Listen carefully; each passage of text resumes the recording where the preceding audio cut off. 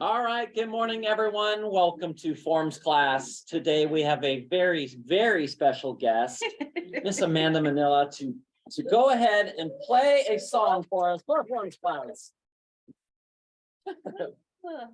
All right, well, I wrote this song a few years ago. You know, sometimes folks don't realize what it is us realtors do behind the scenes. And so I wrote this song to give folks just a little idea of all the stuff that we do for them, you know, unbeknownst to them. And it's called the Real Estate Forms song. Okay, there's Form 21, that's purchase and sale. 22A, finance contingency. 22D, optional clauses. 22K, utilities. There's 22J, let disclosure. 22SS, short. So there's 22Q, 22B. You can get in a lot of trouble with these.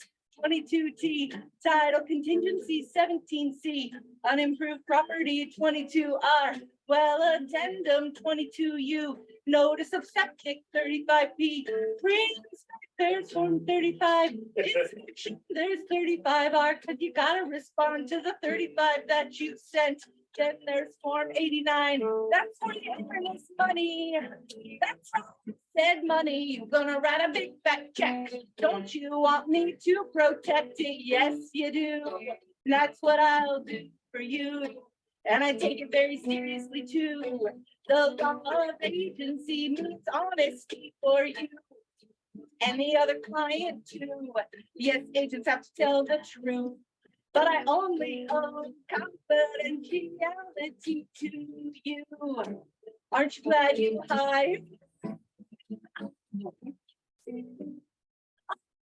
I do how hard I work for you. Being sued, but we're not through. Still up you. Form 121A, fee exemption. Form 39, addendum. 36A, draw of offer. 41D, inspector disclosure. Bump. Form 44, bump. Form 46, bump notice. Bump reply. And we won't stop. We can't stop. We run this market, it don't run. We sell our house to everybody. We won't stop. No, we can't stop. John L. Stop, realtor in my house. If you want to buy or sell it,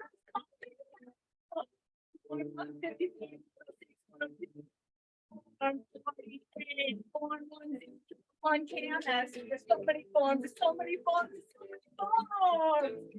Aren't you glad you tried?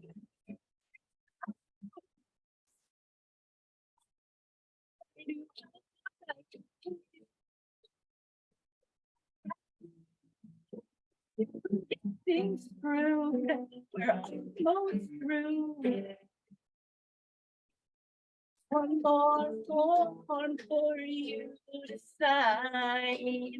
Here on the line. So easy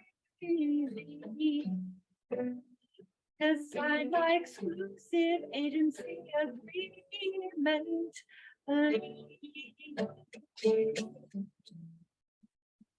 Yeah.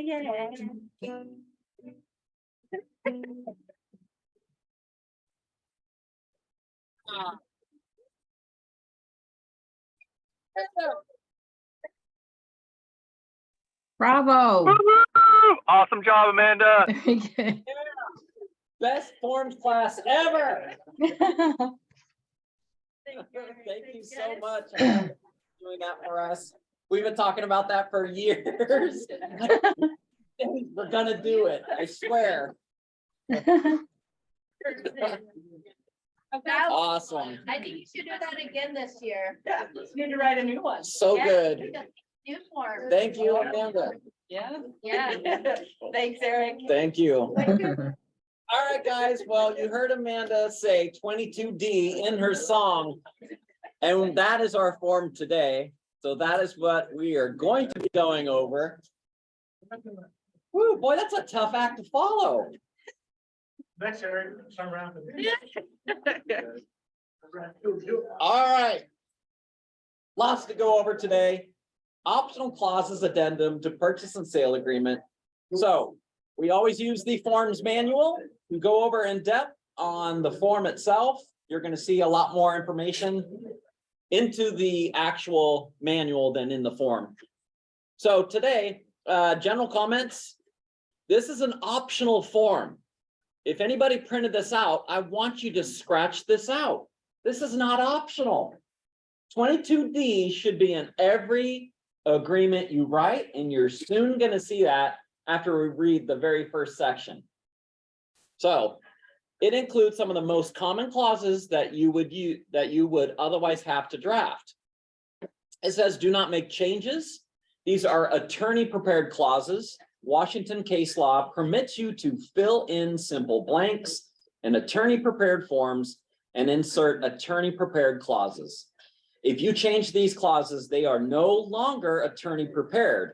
If you make changes, you will be held to the standard of an attorney and wording of the changes. All right, so C, addenda. In the purchase and sale agreement, you should insert Form 22D in the blank space for addenda. What are they talking about? What space are they talking about? The line. Addenda line, right, on the front page of the purchase and sale, the catalog.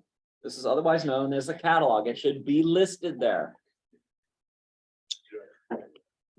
If you forget to do so, it does not make the addendum void, but it could cause problems when somebody claims this addendum was not attached to the purchase and sale agreement. Now, does that go for this form only, or is that for everything? That goes for all? So if I sent you, Alex got a listing, I wrote it up, and I included all my forms on the addenda line except for a 35, the home inspection addendum, right? And I sent it over, but I missed the 35 on the addenda line, but I included the form. So is it included or is it waived? Put it in the office book, put it in the addenda. It's still, I think it's still there because with 22D, it says if you forget to do so, it does not make the addendum void, but it could cause problems. That's right. So the answer is, yeah, it would still be fine, but you see, there's confusion there. Brokers all the time will use that area of the addenda line to make counters, right? You guys see it all the time. Oh, you forgot to add it on the addenda line. Like, okay, well, we can just add it. Well, we need to make initials now. Do you have to make initials if it was there? No, it's the catalog. You really technically don't even need to add initials when even if you're adding. But for best business practices, sometimes you need clarity and you will have to do that. You're going to have to add it in, and then you would get initials in certain situations. But if you had someone, you're a buyer's broker, you sent over an offer, I gave you that exact example, right? That you forgot to actually write the 35, home inspection addendum on the addenda line. But then the listing broker signed around the whole deal and then countered and wrote the 35 on the catalog and sent it back to you. What are you gonna do? Do you have mutual? Yeah. I'm glad that the room's kind of silent because see what it's saying. There's confusion. You guys aren't sure. If I went around the room, we'd probably split the room in half, 50-50. Legally, contractually, you would have mutual agreement because the catalog does not require initials. But do not delay. In that situation, get your client to sign off on it right away, and then you can send it. Or you could try to argue. I mean, it depends on the situation. I'm not going to give you a blank, like, this is what you do as a standard procedure, in that event. I think it really depends on the party on the other side and go, oh, well, it's just the catalog. So, we can go ahead and write it in and it doesn't require initials. That's something that you would probably try to, communicate to the broker on the other side. So just remember that there's a lot of confusion in that, when it comes to, the addenda line itself, the catalog. All right, assistance in filling in the blanks, the following numbers refer to the numbers on the sample of the form shown below, obviously the date, right? So you see the red numbers, the date, the buyers, the sellers, the property. So first one, number 5, check if included. Remember, if the boxes are not checked, it's as if this wording is not even on the paper. It's not included. Okay, so check boxes. So the very first number 1 is the square footage and lot size and encroachment section. Tony, you want to read number 6? Yes, sir. Square footage, lot size encroachments. Paragraph advises buyer to verify lot size, square footage, and existence of any encroachments to the buyer's satisfaction. This paragraph also makes clear that the listing broker and buyer broker make no representation concerning those items. Who? Listing broker and Why do you want to include a 22D in every single offer? Ooh. Tony's got a good story for this one. Let's go for it. so. Mutual happens. My agent Davey goes into mutual where 3/4 of the way done, bank goes out there, appraisal happens. And the appraisal comes back and says, nope, we can't do this long. Everybody's like, why, what happened? So the lot line, the deck, because there was no fence in the back. The owners built a deck that was huge and built it over the lot line. So they built the deck illegally, which is fine. It was actually up to code and standard and everything else. But the deck impeded on the lot line.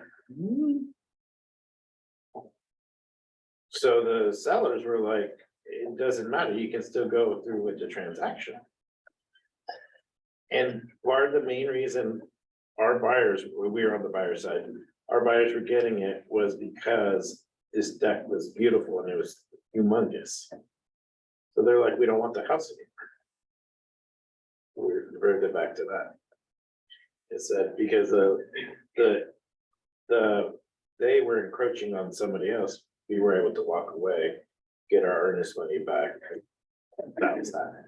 But it does happen where the lot is mismeasured or there's some encroachment to it. Oh, yeah, all happens all the time.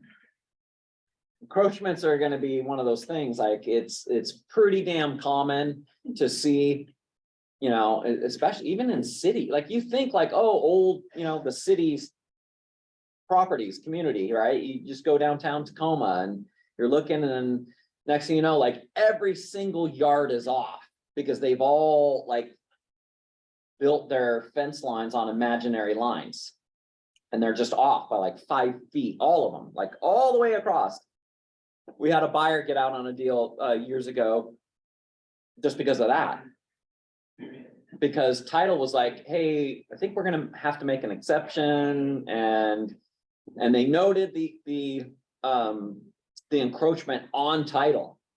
And when the buyer was like, what do you mean? You know, and so they're like, is this gonna be insured? Like, what does this really mean? And so we had to explain it like, well, they're identifying it and it'll be recorded. So can I buy a sale? You can, but it's an issue. There's a clear issue that can mean you're gonna have to work with the neighbors to try to get that all figured out, you know, and try to either redo the fence lines. I mean, probably have to require to hire surveyors and stuff like that to do the whole block. And he's like, no way, I don't want to deal with that. I'm out. We walked. We were still in our 10-day verification period, which luckily we had that. Because his inspection was waived. You were in the 10-day period. We were in the 10-day period. So that's how we walked. Is there any other form other than, I mean, a title contingency would cover you with the encroachment issues, maybe? I mean, or is this pretty much the only one that? Because there's no timeline on this one. There's no timeline on this one, but the main thing is this buyer's got to verify it, right? To buyer's own satisfaction. And it takes liability off of us and the firm. That's the main thing with number one. You're checking that box every single time. I don't even understand why that's a damn checkbox. Like that should be boilerplate language to the form. Like it makes no sense why. Yeah, I guess we'll keep the liability on us and the firm, and like why that doesn't make sense. It absolutely should just be boilerplate language. It should just be there. Not even have to be checked, because if all of a sudden you mess up and you don't check it, remember, it's invisible. It's not, the wording's not even on the page. So it can be, you know, this is the number one thing, and that's why you have to include this form in every deal. You just have to do it. Doesn't matter. Vacant land, condos. I don't care, because it says square footage too. How accurate is square footage in you know, for properties? Huh? No, of course not. Builders will, they get a, you know, a plan, a builder's plan. They say the square footage is on there. They go and build it out, and the next thing you know, they're looking and scratching their heads, and they're like, oh shoot, we didn't give space for you know, to run all the HVAC and the electrical, you know, the plumbing in areas. So we got to expand a wall in this room. There goes that square footage. Do you think that they actually adjust the square footage on that, on what they're selling? Hell no. That's money. They're not going to do that. That happens, you guys, that happens all the time. Like even on new homes. Or how many times do people add on to a house? They don't get permits. They don't say anything. That happens all the time. We wanted another bedroom and bathroom. We dealt with 2 of them last year of deals that, no, 3 deals that fell through last year because of that exact reason. They added on without permits. They just, we hired a contractor.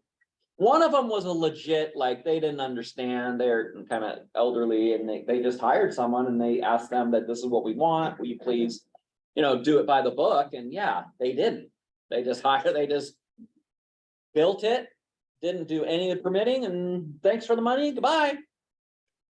And they had no idea. So, you know, sometimes it can happen that way. But most of the time, probably 90% of the time, I would say it's just the homeowner deciding to go ahead and adding on the house themselves without doing the proper requirements. One time I went on a listing appointment from a referral years ago, probably back in like, I don't know, 09, somewhere there. And these sellers, I went to the house, I was like, wow, this is really a unique looking house. You know, I just looked at it and I was like, it's like a rambler, and then it's like a huge garage, and there's an apartment above, and then there's a giant RV garage. You know, I was like, wow, it looks a little modern. I was like, this is kind of cool. So I go in the house, and they're like, you know, showing me around, and then he's like, yeah, like I was a builder. You know, the seller's saying, yep, I'm a builder. I built all these homes. And he's like, you'd never believe it. This is actually a single wide. It's a single wide. There's a container. There's a, you know, he added like all this other stuff, all that. And I'm like, a single wide that wait a minute. Who would do that one? Totally different stuff, but there's no way a city would approve that. Right? And I'm thinking, oh, great. There's no freaking way. This is going to be a cash only sale, and you're gonna have to disclose it and risk probably getting red taped by the city. And I told him that, you know, and he's like, oh, well, you know, I didn't think it was an issue. And I'm like, you're a builder? You don't think that? Why would you start with a single? I don't know. I don't know. No idea. It was really nice. I mean, you could not tell. I mean, you can kind of tell a little bit, you know, because the way, it was, very unique. Let's just say that. But yeah, there's no way in hell you'd have to disclose that. No one's going to loan on that. I mean, engineers, they better be scratching their head like, how is this standing? All right. Are we clear on number one? Check it all the time. Yes, thank you. All right, number 7. Amanda, you want to do number 7? Title insurance. Northwest MLS purchase and sale agreements require seller to pay the premium for a homeowner's policy of title insurance for buyer. If a homeowner's policy is not available, then the purchase and sale agreements require the seller to pay the premium for a standard policy. If buyer wants different coverage than the homeowner's policy, buyer and seller may agree in the optional clause addendum on either a standard policy, less coverage than a homeowner's policy, or an extended coverage policy, more coverage than a homeowner's policy. If the parties agree on an extended coverage policy, buyer will pay the increased cost of such policy and will also likely be required to pay for a survey. Ooh, who's got to pay for a survey? Yikes. Yeah, so we really got to look at this then, don't we? So if number 2 is defaulted, what box are you going to check? Which one? Box are you checking? You don't check it.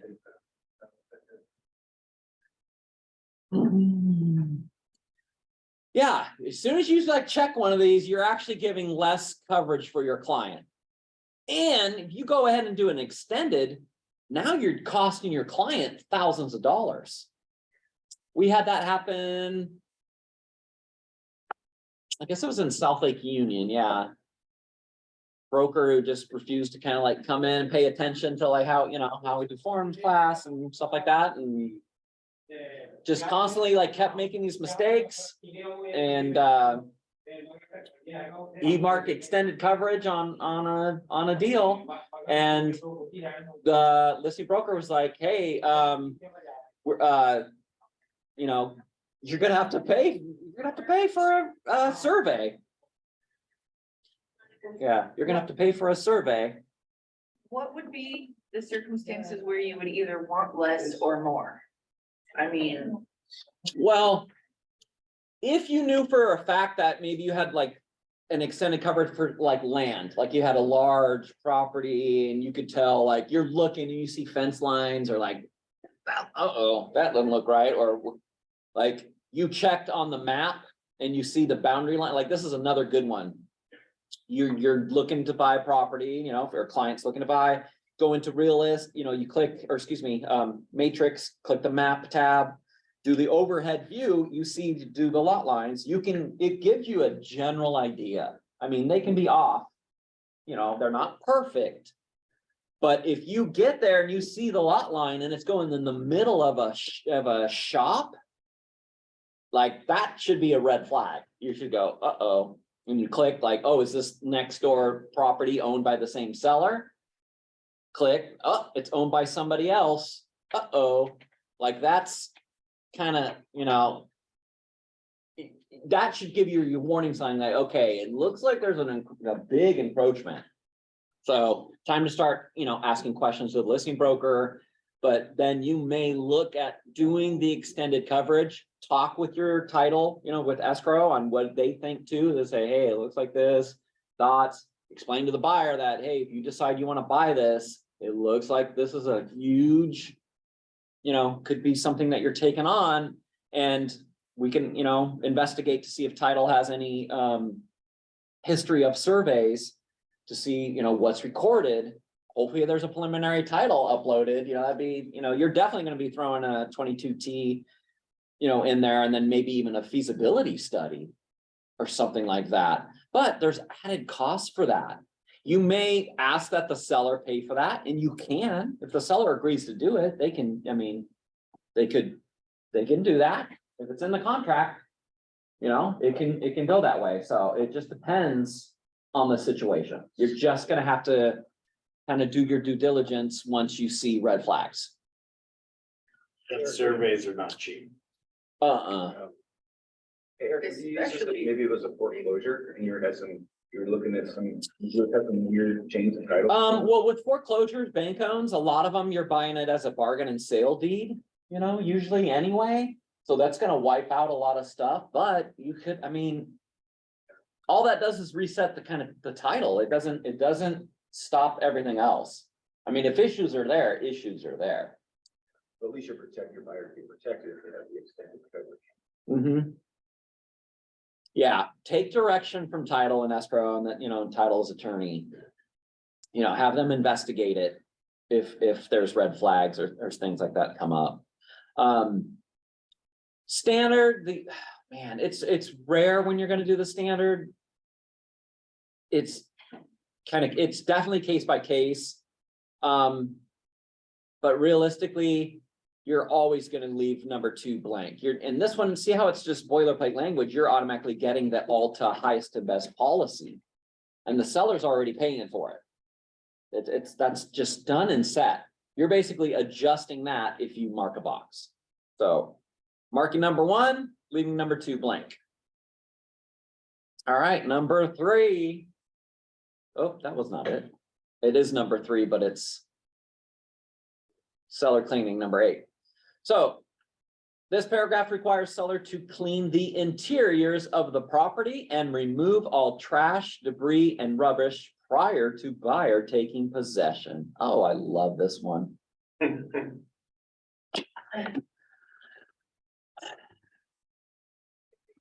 your definition of clean?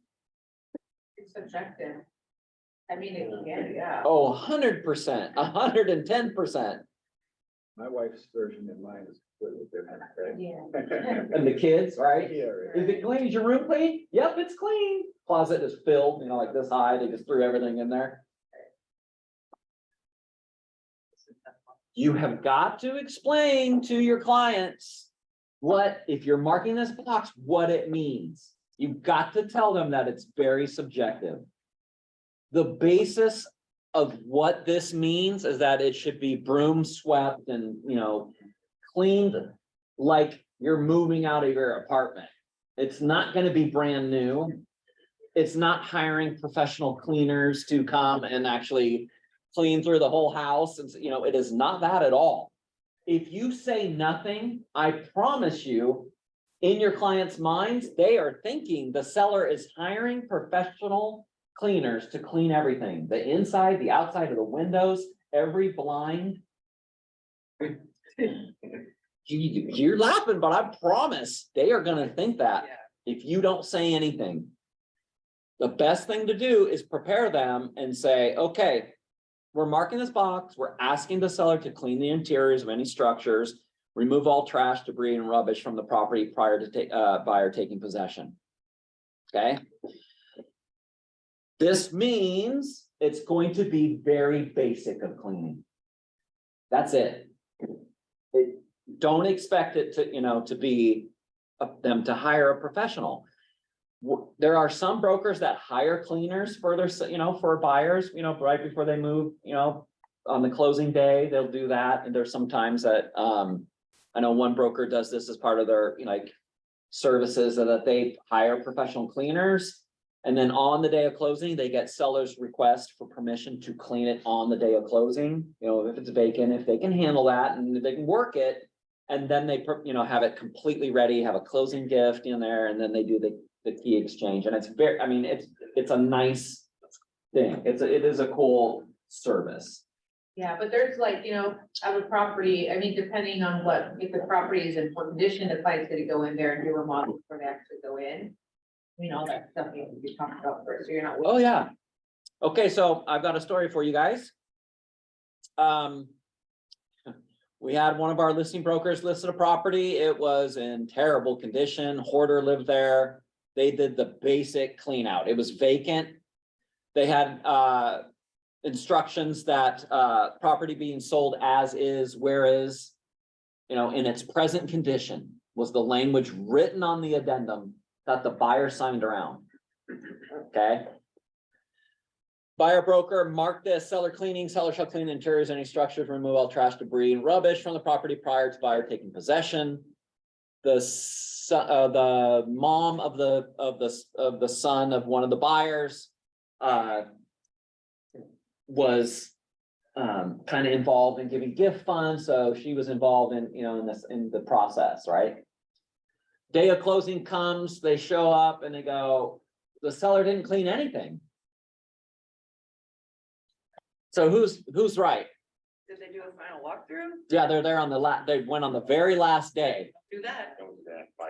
First of all, yeah, Did they do personal items left? don't remember. There wasn't anything else in there. I mean, it was just dirty. I mean, super dirty. I mean, carpet needed replaced. I mean, the walls, But it was empty? but vacant. Yes, this was vacant the whole time. The condition, the condition did not change. Oh, yeah. So then that's- That's how it is. That's how it is. Let's check on the contract. And now it's correct. But it was simple, according to that. Buyer's mom was horrified. Mhm. Was this? Jason said it, say it louder. It's in the contract, so now it's a gray area. Who's right? Do you remember in the beginning class, what we said in the class, like before? Who's right? Like, you want clarity in your contract, so you're gonna have these issues. If you're the listing broker, what should have happened? No, Should have pulled the check mark off the. You should have identified that in the agent remarks. countered, you cross that out and say, no, you're agreeing in the addendum. It was, yeah. I'm seeing a lot of that, in some of the exception on some properties and investors, it'll say seller is not doing anything. Oh, yeah. Yeah, so make sure you are paying attention to these boxes because it's gonna cause issues. We basically argued, and here the broker she was being kind of a butt about things. And she called and I'm like, I'm sorry, did the property condition change at all? She's like, no, it didn't. It was like that when we first viewed it. It was like that when we did the inspection.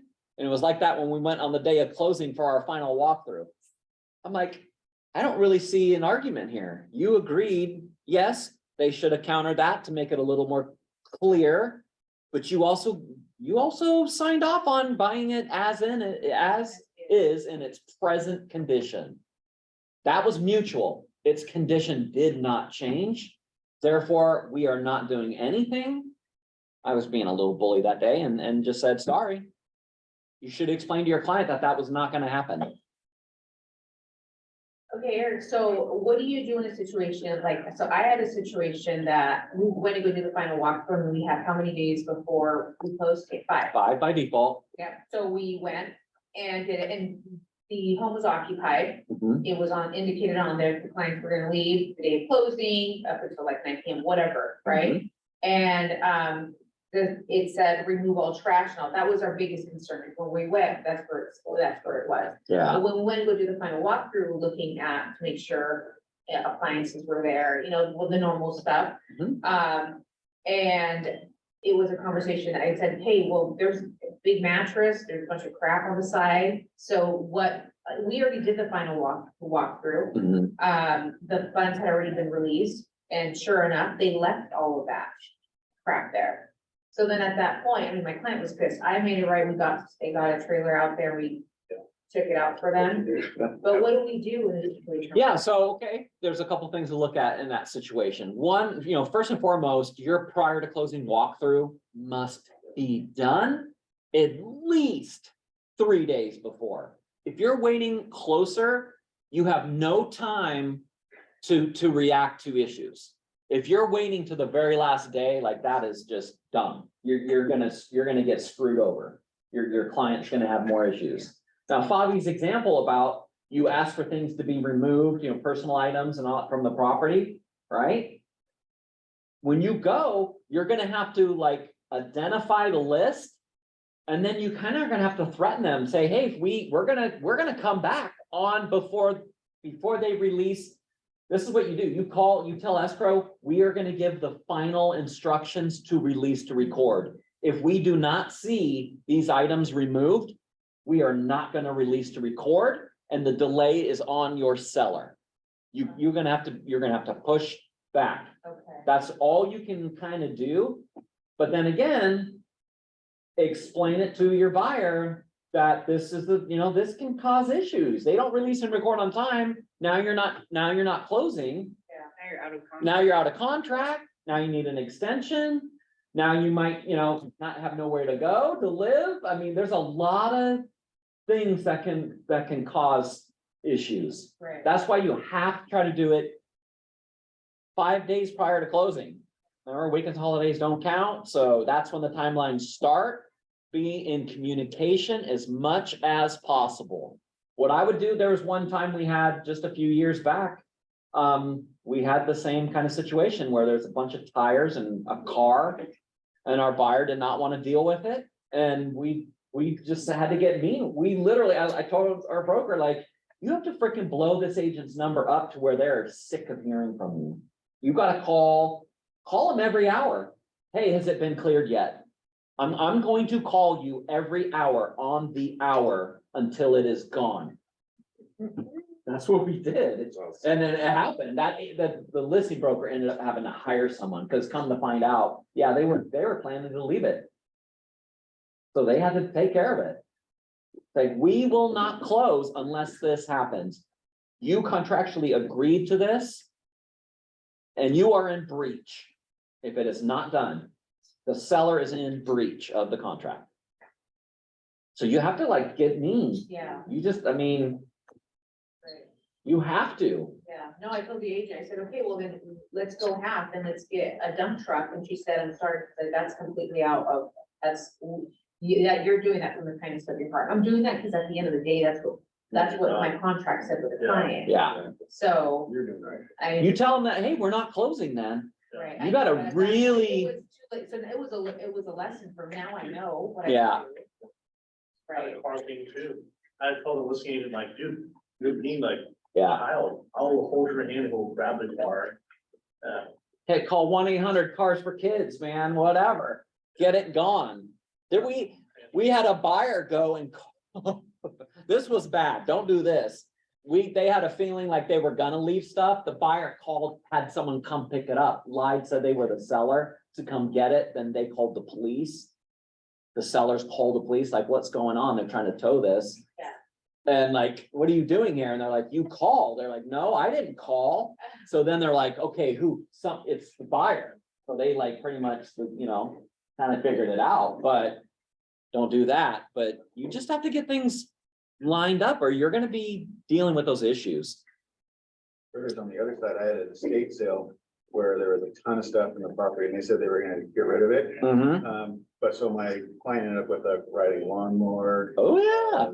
Pergola, 2 cords of wood. Yep. Which they weren't expecting to get, so sometimes. Sometimes you get good stuff. Sometimes. Or you get issues. One last thing before, actually, no, let's read this one and then I'll tell the next story. But number 8, Justin, you want to read number 8? Seller cleaning? Seller cleaning. This Oh, paragraph. excuse me, 9. We 9. just did 8.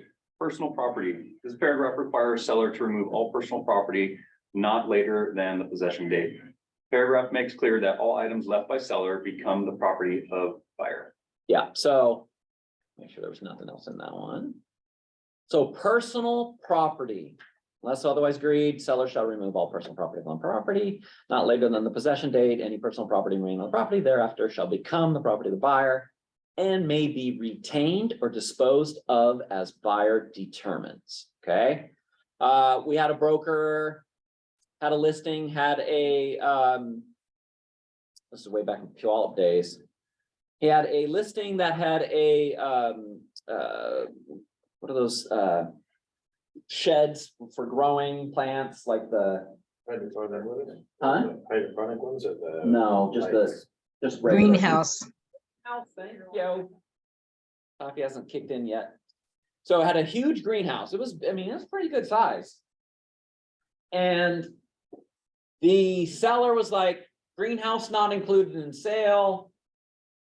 So it'll be removed, prior to closing. Well, the person who was picking up or buying it fell through. So our agent thought they would be helpful and said, hey, I'll put it on Craigslist. I'll get someone to come get it. So he found a couple people that wanted it and he pretty much lined them up and they're like, yep, we'll be there. We'll come get it. They never showed. Buyers did their walkthrough. It was a day of closing and they said, oh yeah, the person's supposed to be here today. Come get it. You guys know where this is going? So never got removed. It closed. Finally, it's, the buyers move in and this is like on a Wednesday. The weekend rolls around.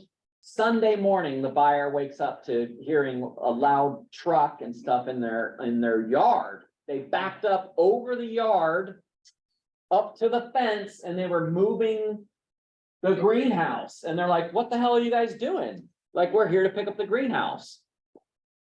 The day after closing? The weekend after. It's like, this is like days after. So whose property is the greenhouse now? Buyer. Buyer's like, what the hell are you doing? I'm calling the police. Get off my property. Get off my property. You ruined my grass. You messed up the flower beds. You drove over trees. There are new trees that were planted. They call this broker, what's going on? They sue our listing broker for damaging the fence, the yard, the greenhouse. Guess how much our broker had to pay? Take a wild guess. $12,900 and some odd dollars. All of it repaired. Guess how much his commission was on the whole deal? Not even that. Plus he had a split at that time. Why did it fall on the listing? Why did it fall on this broker? Then he's the one that had meant originally. He put it on Craigslist. They pulled up the ad, the attorney had it. The Oh, listing Oh, broker did? The one that was trying to move. No, the listing broker's the one who put it on Craigslist to help his seller out. Let me help you.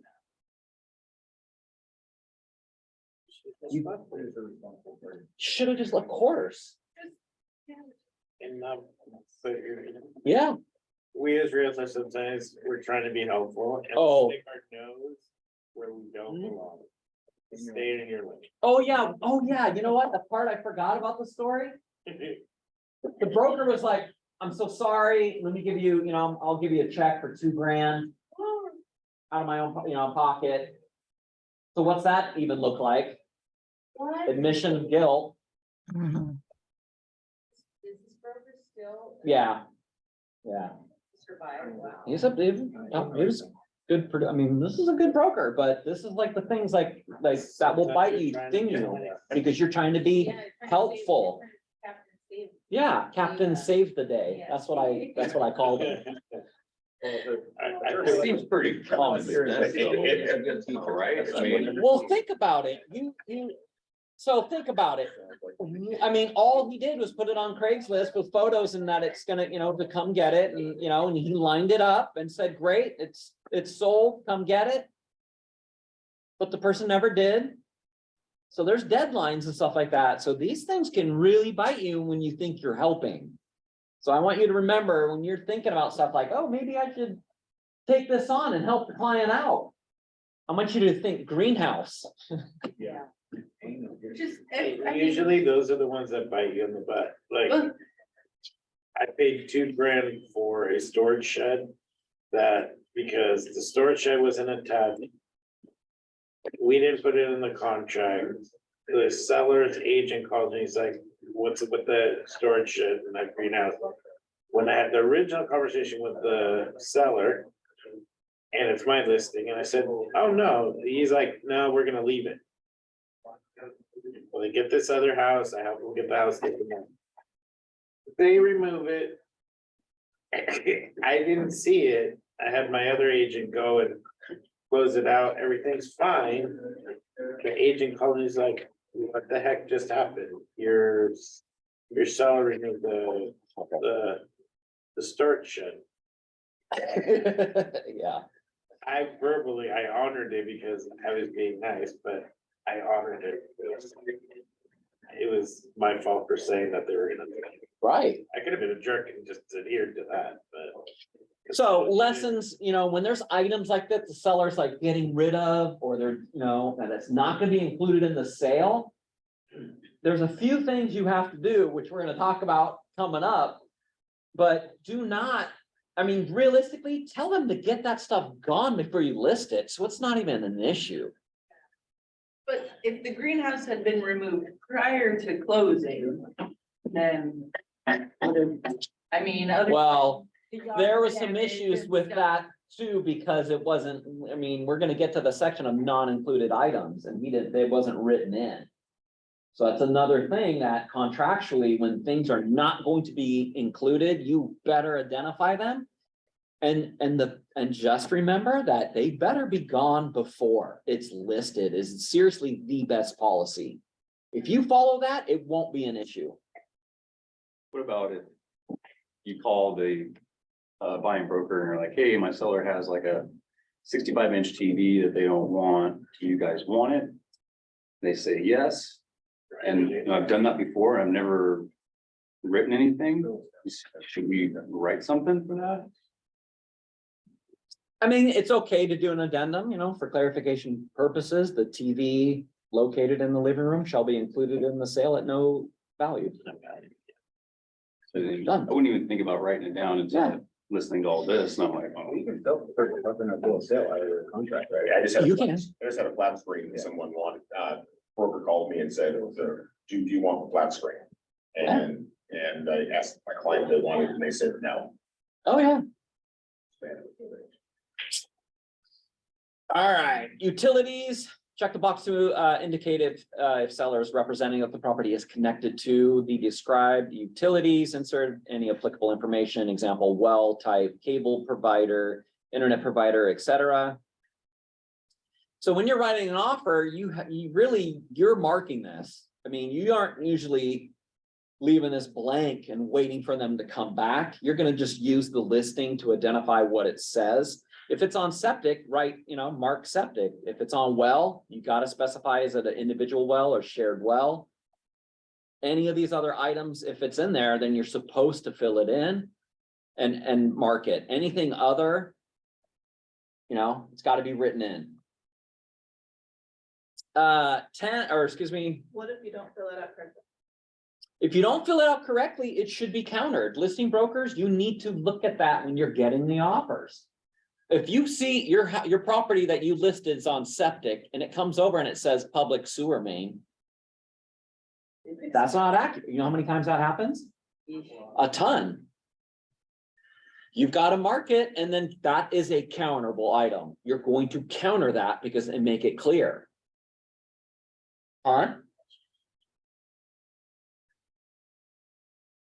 That's another thing too, like we've seen deals come over, it's on septic and you say, oh, yep, the septic's been pumped, it's finished, it's all done, here's the paperwork. And then there's no septic addendum in the actual offer. That's not right either. If it's on septic, it's supposed to have a septic addendum. You're just changing dates and the information on the addendum. Otherwise, you're gonna have a buyer. We've had this. We had a buyer, it was off our listing and it was on septic. They did the septic addendum and they included the pages. Oh no, the buyer broker did not include the septic addendum. They sent it over, they signed the deal around. They said, oh no, it's on septic. We need to send the septic addendum. The stuff's done, but we still need to sign off on it. Buyer broker never gave it to the buyer. We kept requesting it. Then they're like, well, what are we gonna do? We tried to get the firm involved. Then the form came back initial by one party. And we're like, okay, I guess this is all we can do. They closed on it. The other buyer came back, was like, we want to sue because we didn't know this is on septic. It was fishy. Their broker on the other end was absolutely terrible, atrocious, and didn't communicate. In fact, they worked a full-time job and could not talk on the phone ever, said text me only. So one of those situations, but you've got to make sure it's clear. All right, insulation, new construction. If it's new construction, you know, you can fill this in 9 times out of 10, builders addendums and, you know, they're clarifying, you know, what the R values and the thickness and the type of insulation, you know, is anyway. So that's rarely going to get marked. Gets initials. Leased property, number 12. Let's see, who we gonna pick on? Jason, want to do both? Sure. Use this clause if seller leases personal property that will pass to the buyer on closing. Fill in the number of days that seller has to provide the leases to buyer, and also fill in the number of days that buyer has to review the lease agreements. Note that the burden is on buyer to give the notice of disapproval within the prescribed time period if buyer does not approve the leases and elects to terminate the transaction. If buyer does not timely terminate the agreement, buyer waives the contingency and agrees to assume the applicable leases. Yeah, so some of the most common lease things you're gonna still find to this day are the damn alarm systems. And propane tanks for sure. I mean, like a lot of those are still satellite dish getting less and less, you know, to see on there, but there can be anything under the sun, you know, you might see. One of the ones that will, you know, that's kind of, but that you might see in different areas and cities is, believe it or not, HVACs and hot water tanks can be leased. Yeah. There's programs to help elderly to afford these, like, you know, all of a sudden they need a whole new HVAC system and they're like, they fixed income, they can't afford it. There's programs the city has to do these things and then, you know, they put it on the property as a lien and they make these small payments. It's leased. Can they purchase it if a new buyer, the previous seller they had it leased and the new buyer comes in? Do they have an option of purchasing it? So yes, they do, but in most of those cases, those items are paid off at closing by the seller's net proceeds. If the seller is gonna do that, then do you need this option checked? Because it's not gonna be a lease anymore. Yeah, I mean, you want to be able to, this is the review if it's gonna be passed on to the buyer, right? Only.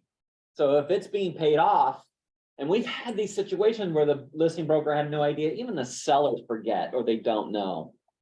And then they're like, hey, we just got this bill. Escrow's like, hey, we just got this bill for like $5,500. Like for what? HVAC. Has anyone else ran into that? Hot water tank. Hot water tank, yeah. That was like 15. Common. That paid like $27 a month. So Yeah, they paid for like forever. 4 times. It's the old folks that have the Yeah. least water heaters. Yeah. Yeah. Yeah, they'll, The security system I'm talking about here, that is equipment only, right? It's not the monthly service. it's the equipment, but if, boy, those contracts. We have come across a few of those in my time that are like absolutely astronomical, like, oh. If a buyer's gonna take it over, now there's a $500 down payment. There's a credit check and a whole process they have to do for this new lease takeover. Or, I don't know, I'm not familiar with those contracts, but like the seller, can they just terminate, say, I'm selling the house, I'm terminating? And then have the. They buyer- can, but they owe the whole contract payment. Early termination payments, they'll have a clause in there and it's expensive. So I'm thinking early on, we should be talking to our sellers who have these security systems, look at your. That's contract and make sure- my whole point for this section. What items do you have in your property that you are leasing? As soon as you see an alarm system, propane tank, satellite dish. You know those giant, huge mega dishes? Have you seen those things around still? Some of those people have those freaking things still leased. I mean, it's insane. It still works. How do you get direct TV to kind of take those freaking dishes off your house? Oh, it costs money. Yeah, I know. So, Yeah, also there's solar. too. solar panels leased. Yeah, that could be one. Yeah. So just ask if there's a lease for those additional items. If you know there's an item and the buyer does not want it, what do you think you're gonna do?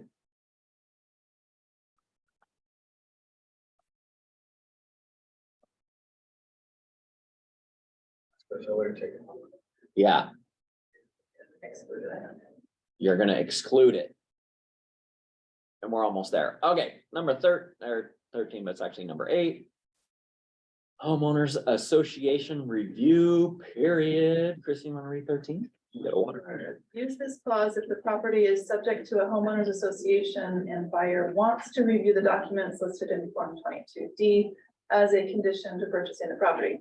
Fill in the number of days that seller has to provide the documents listed in this paragraph, if available, and also fill in the number of days that buyer has to review the documents.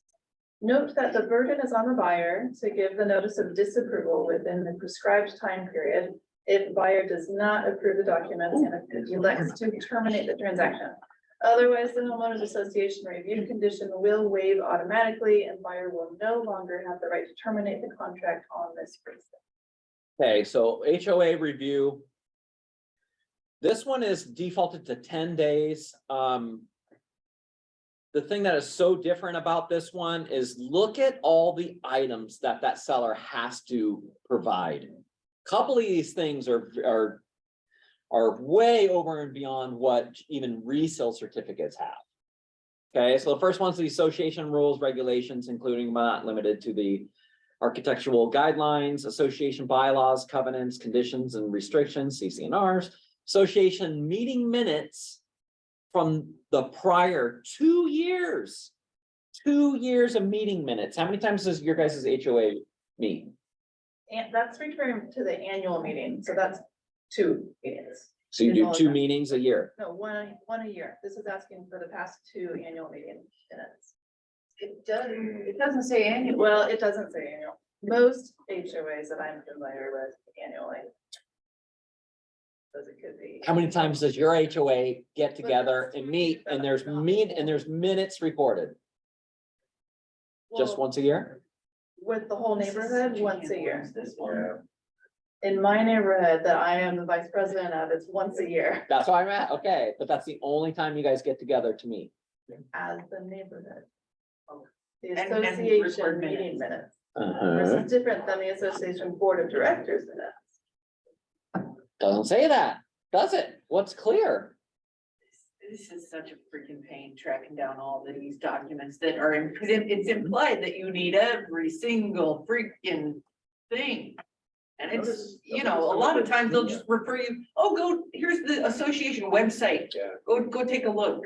Yeah, It's hard to get all this stuff sometimes, The new communities usually do have a website. they usually do. Have all this stuff. but not with the meeting The minutes older ones usually. they're those ones that. like, Or they that's say, on you know, the home wise napkin. and want you to spend $75 to $300 to. Of course, to get them. Oh, yeah.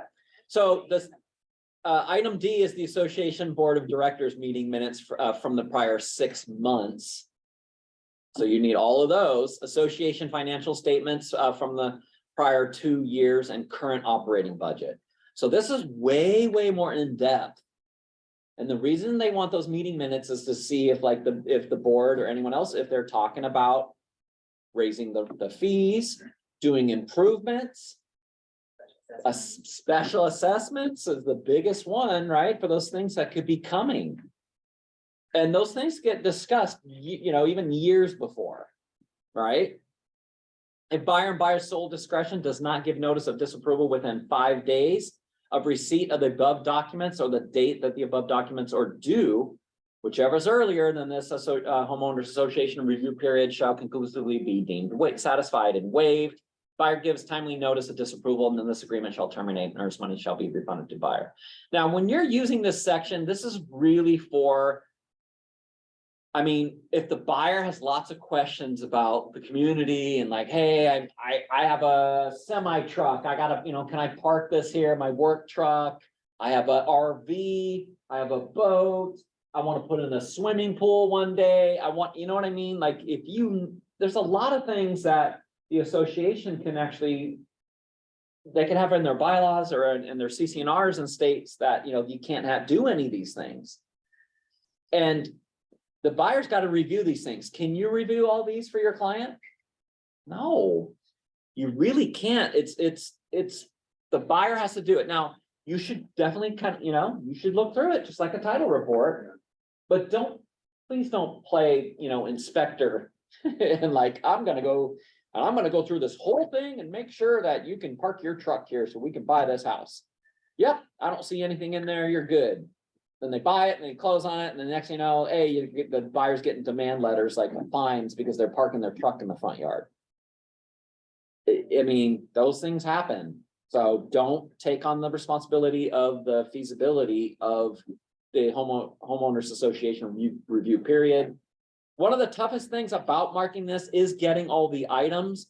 So you may, if you're a buyer's broker, you may highlight these items and send it to the, listing broker and say, hey, as a reminder, here are the items that we will need. We need these within 10 days so that the buyer will have 5 days to review them.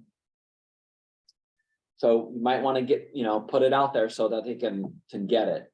And you as listing brokers, if you're representing a seller and 22D number 8 is marked for this review, you better get on it and try to help, get the items. Have them in the listing. Or have them in the listing ahead of time would be, too good to be true. Oh, Yeah, hyperlink to them, a lot of things you can do.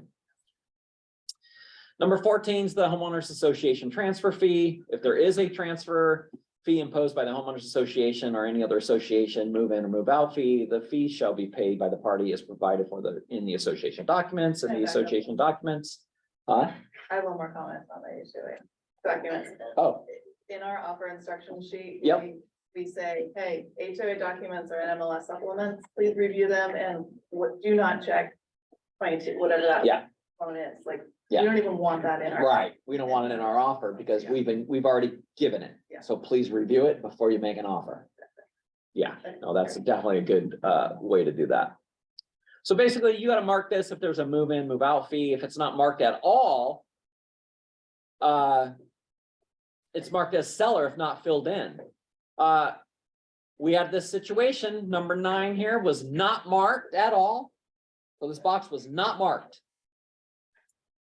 And our buyer broker forgot to mark it, and there was an actual HOA transfer fee. It's like $950 or something like that, $980. Escrow says, okay, looks like the seller's got to pay for it. Who's paying for it? What happens if a box is not marked? Doesn't exist. It doesn't even exist. It's not even on the paper. So who's right? It is. Yeah, who knows? You're gonna be arguing over this, so make sure you guys mark every box if it's applicable. You may as well just mark it. If there's an HOA, mark it and decide. Could you split it then? Would that be an option? I think that's actually what happened in that event, but they were arguing back and forth over $980, and they were gonna blow up the sale over it. I'm not paying that. I did all these items for your inspection. Oh, man. Well, and some associations do have it as a move out fee, Oh, yeah. and some have it as a move in fee. And some actually associations charge both. Yeah. Some do, but if you know that, you better have it disclosed in the deal. Otherwise, you're gonna have argument at closing. All right, number 10, excluded items. See, number 10. Did I not pick on yet? Bob, you want to read this one? Excluded items. Use this clause if there are any items the parties would like to exclude from the sale, which would otherwise be included in the sale. The items that are included in the sale are listed as in general term C of the purchase and sale agreement. Yep, so they're talking about items that are included, which they're, appliances, all that. If something is not going to be there, you guys remember the rule, make sure it's gone before you list it to avoid issues. But if you absolutely cannot, then you have to make sure that you're marking this and you're having it excluded. Now, if you identify an item you want gone. The buyer wants it gone. They don't want it in the sale. They're like, ooh, I don't want that greenhouse. I want that gone. This is where you're writing it in. Okay, but Pool, but it was, I think it was, no water in it, was broken. yeah, And the client wanted it to be filled in. Would you put exclusion there when you say fill in pool, or where would that go? that's gonna be written here and that's gonna be in our last box coming up, but something like this, excluded means not there, gone. It's not going to be there. Like there's an above ground pool, like the buyer doesn't. Yeah, yeah. One thing that we come across a lot of mounted TVs. Mhm. When the sellers are still living there until closing, they want their TV until closing, but they're mounted, so we always ask our sellers, okay, is the TV staying? Is the mount staying? You have to fill in the holes if you're Yeah. taking them out, Right. and then I try to make a card, stick it on the TV. This TV goes Not to the included. seller, mount stays, or whatever the situation Yeah, is. it's probably smarter and wiser to leave mounts, otherwise That's what we generally recommend. you are, yeah. You are, yeah, patching. We had actually, we had one of those happen a few years ago. It was our seller, they left the mount and on the mall was like a, like, I don't know, like a maybe 40-inch or 50-inch TV. Buyer goes buys a like 90-inch TV, puts it on the same mount. What do you think happens? Collapsed. Fell off the wall and wanted our old seller to pay for it. I'm like, you are absolutely gotta be kidding. You knew that this TV was, before the mount was for that. If you were gonna put a larger TV, that's on you. Gotta be kidding. So situations happen. Make sure you write it in clearly. If you're identifying things that the buyer doesn't want there, like you saw the mattress and stuff like that, Fabi, this is where you go ahead and write that in. You can identify even personal items in here. This isn't just, appliances. Or do you remember our story about included items? And we went over the story about the Samsung fridge with the TV on it in the kitchen and the old split pea green soup colored, 60s fridge in the garage. And they just marked it as one fridge. If you want to have clarity, go ahead, write in excluded items and you put, old green fridge in garage, excluded, seller to remove prior to closing. Or actually, I would write removed 5 days prior to closing. So I have a listing that's gonna be coming up here, third week of April, and in the garage, it's a converted gym. And so it's a lot of expensive equipment. He said he would be more than happy to help, like, take it to a negotiated price. And it has like really expensive, refrigerators that are in there. Cool. So is this where you recommend for me to identify that For the listing, for the listing? you would make sure it's in the deal. Right, like, agent remarks, right? If your client does not want it included in the sale. Right. If they can, get those things removed before you list it. If you can. Convert it back. Or, it really depends. Right. I mean, it's a nice selling feature, I would want. But there's people that don't really think they need this, they want the garage, right? Right.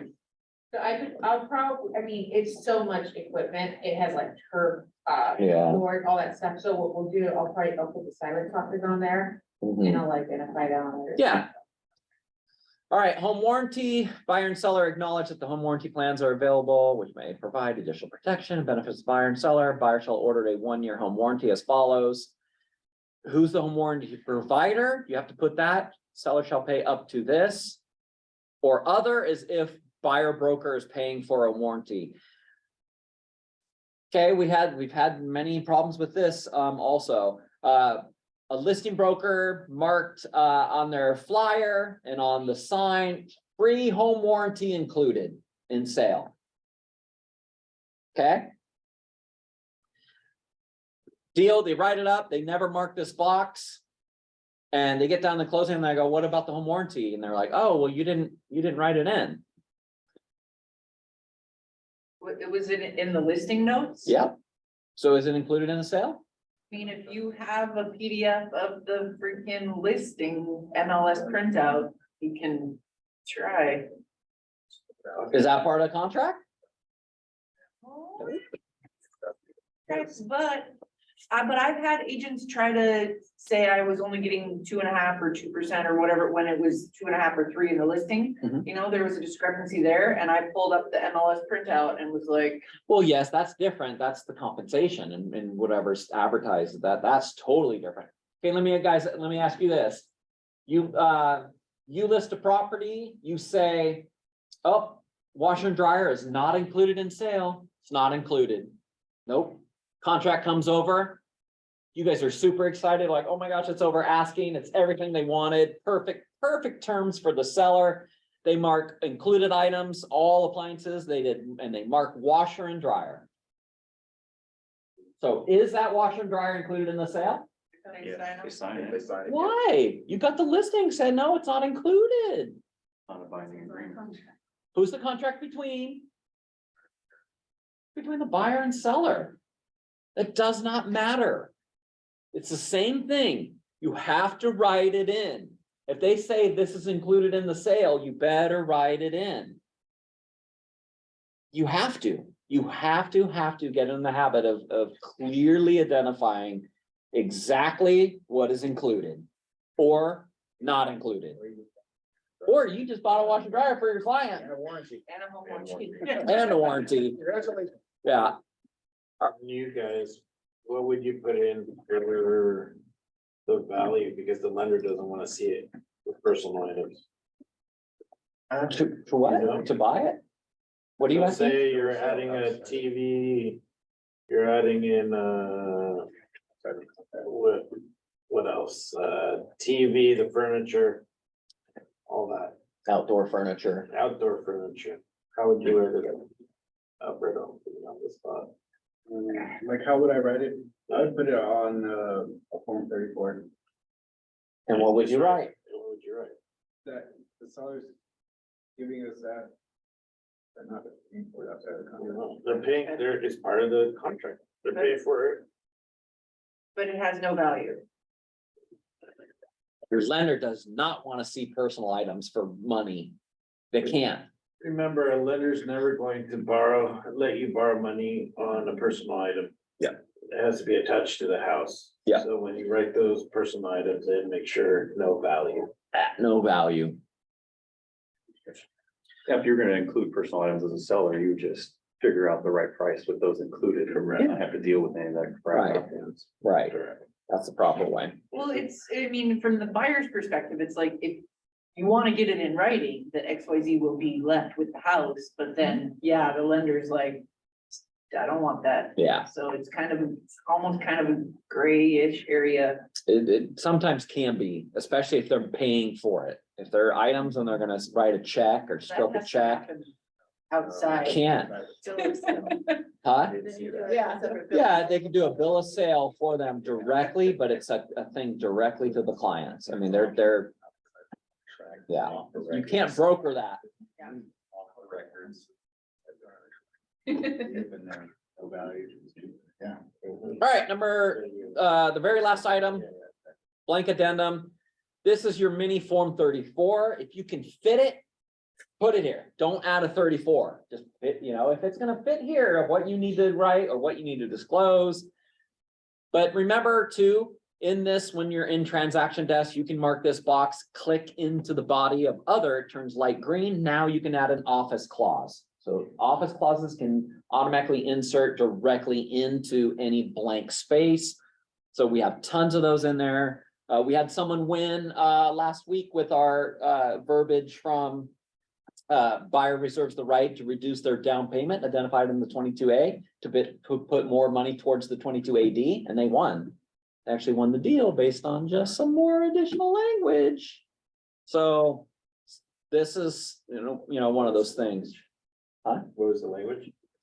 I got some attorney drafted language for being able to have discretion on their down payment to reduce it in the event of a low appraisal, and then they can use money from that down payment to go on a 22AD. Because they didn't have any other additional money. But they could reduce it to the lender, they're like, oh, this works. And They're, it's they're already- financing it anyway. So you have to get initials to get a loan program done, right? No, I mean, if you're changing a loan program, yes, yes, depends on, it depends on, yeah, what if financing, but. All right, we are done with that one. We gotta jump to FIRPTA real fast. We're gonna blaze through this one. Reason for use under the Foreign Investment in Real Estate Tax Act, FIRPTA, section 1445 of the US Internal Revenue Code. Disposition of a US real property interest by a foreign person is subject to income tax withholding. Buyer is responsible for finding out if seller is a foreign person for the purposes of US income taxation, and if buyer fails to do so, buyer could be held liable for the tax. Whose responsibility is this? How can a buyer find out if a seller is a foreign person? Yeah, the seller better disclose it. Use, let's see, I'm gonna pick on a Zoom person. Chanel, can you unmute and read? Yeah. There's a black box in my, oh, there, okay.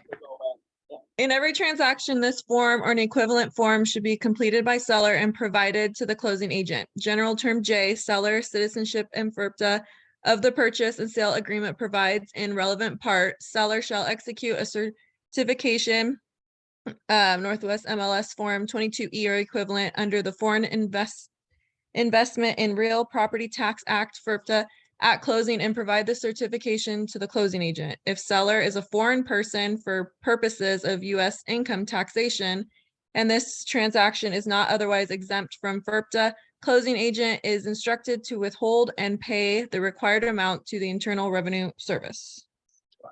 Yeah. Gonna happen. A lot of brokers, I mean, oh man, this has gone in and out of our industry for years and years, and I've heard rumblings of some escrows doing this again. I'm really shocked that that's happening again, because one of them got stung, they got sued, and they had to cover, and then they said never again. But it's you as a listing broker, you better make damn sure your seller has this, filled out and it's uploaded in the supplements. I mean, that is the proper procedure on how this disclosure should happen. Pop quiz. Should 22E FIRPTA form be on the addenda line? What do you think? No? No. Bob? No. Why is no? Yeah, no yeses yet? I don't even know if it's on there, is it? Oh, in the drop-down list, does it show up? No. Why does it not show up? It shouldn't be part of It the doesn't need to contract. be on the catalog. It should not be on the addenda line. No, that's a disclosure. Should a Form 17 be on there? No. No. That one's a hell no. If you're a listing broker and you allow a Form 17 be on there, you just made your seller's disclosures a part of the agreement. Meaning if they make a mistake, one mistake, now they can be fully held responsible and liable. I mean, it's like detrimental to a seller, big time. Same thing. What about Exhibit A? Should that be on the addenda line? Nope. No, it's already listed at the top of the form. All right, I'm off my soapbox. Okay, seller section, they need to go ahead and mark the box appropriately. About this form, what if one person does have, like, let's say, their citizenship and they're married, but the other party doesn't have a status, how would you fill that form out? As a seller? Yeah. Oh, that's a great question, Alberto. What do you guys think? One party is US citizen and the other one is not, or doesn't have a citizenship, but they're married. They're married, is the other person, resident, you think? No, just I-10. And they, they're both on title. And they're both on title. What are you gonna do in that situation, you guys? Call your title rep? Is that an answer that they can even give? Who can give that answer? Oh, not even her. Who can give that kind of an answer?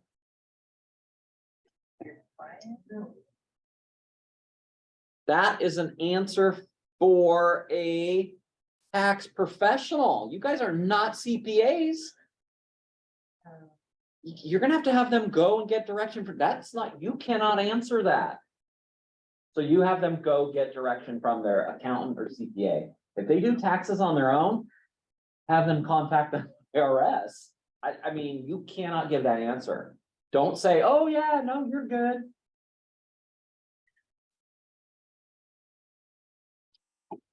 It's the buyer's responsibility to find it out though. We're gonna read some things on like what could happen if it's wrong.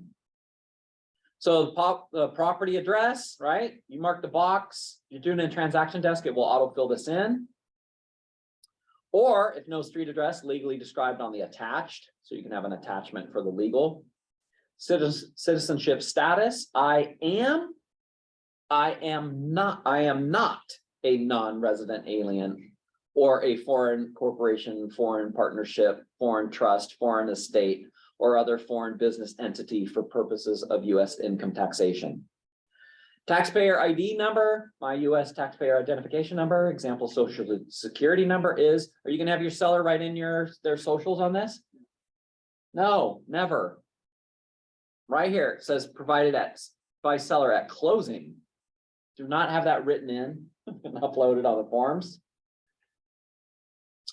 Address, my home address is this. If the property address is different, like if they're living somewhere else, make sure they have their property address in here. Under penalties of perjury, I declare that I have examined the certification to the best of my knowledge and belief. It is true, correct, and complete. I understand that this certification may be disclosed to the IRS and that any false statement I have made here could be punished by fine, imprisonment, or both. Pretty serious, huh? Buyer certification is only applicable if seller is a non-resident alien. You know how many times I've reviewed offers, even to this day, and I see this, I am not a non-resident, and I see down here buyer's initials. All the time, still happens. Let's read the part up above. Oh, no, we just have to go in the last part. So already did that. All right, so if seller is a non-resident alien and has not obtained a release from the IRS, then closing agent must withhold 15% of the amount realized from the sale and pay it to the IRS unless buyer certifies that the selected statement below is correct. Amount realized 300,000 or less and family residence equals no tax. A, I certify that the total price that I am to pay for the property, including liabilities assumed and all other consideration to seller, does not exceed 300,000. And B, I certify that I or a member of my family have definite plans to reside on the property for at least 50% of the time that the property is used by any person during each of the first 2 12-month periods following the date of this sale. Why can't they just say 2 years? If buyer certifies these statements, there is no tax. Amount realized more than 300,000. Let's see who did not pick on. Louise. Yep, you're reading the amount realized more than 300. Not realized more than 300,000, not exceeding 1 million income residence equals 10% tax. A, I certify that the total price that I am to pay for the property, including liabilities assumed and all other considerations to seller, exceeds $300,000, but does not exceed 1 million. And B, I certify that I or a member of my family have defined plans to reside on the property for at least 50% of the time that the property is used by any person during each of the first 2 12-month periods following the date of the sale. The buyer certifies the statements and closing agent must withhold 10% of the amount realized from the sale and pay it to the IRS. Ouch, 10%? It includes brothers, sisters, spouse, ancestors, and lineal descendants. Under penalties of perjury, I declare that I examine the certification to the best of my knowledge, believe both statements are true, correct, and complete. I understand that this certification may be disclosed to the IRS, and that any false statement I have made here could be punished by fine, imprisonment, or both. Buyer signing off on that too. So if a deal goes through without this form, there's been no disclosure, the buyer didn't sign it. Here the seller is a foreign person and escrow did not collect the taxes. Who has to pay those taxes? The buyer. Can you imagine that phone call? Yeah, hey, we bought our house, 6 months ago, and this is really weird. We got a notice from the IRS that we owe like $187,000. This has got to be a mistake, right? What about title insurance at that point? Shouldn't title be catching this stuff if they're not a citizen or? I mean, title's supposed to be the last kind of like gate, but things have happened. If this is on the form, I guarantee you it has happened, right? It has happened, otherwise it's not going to be on there. I mean, they're just not going to put that. I mean, I'm sure we can like dig deep and look and find cases on where it's happened, but it's got to happen when you are writing your offers. Some brokers, if it's not uploaded, they're just defaulting that they're marking it as seller is, to making sure that it make sure that it's going to be fixed and changed or to get the form. But if it's not uploaded in the supplements from the very, very beginning, that listing broker is lazy. Period. There's just no reason. There's no good reason on why that should not be in the supplements every single time. Is there anybody exempt from filling this out?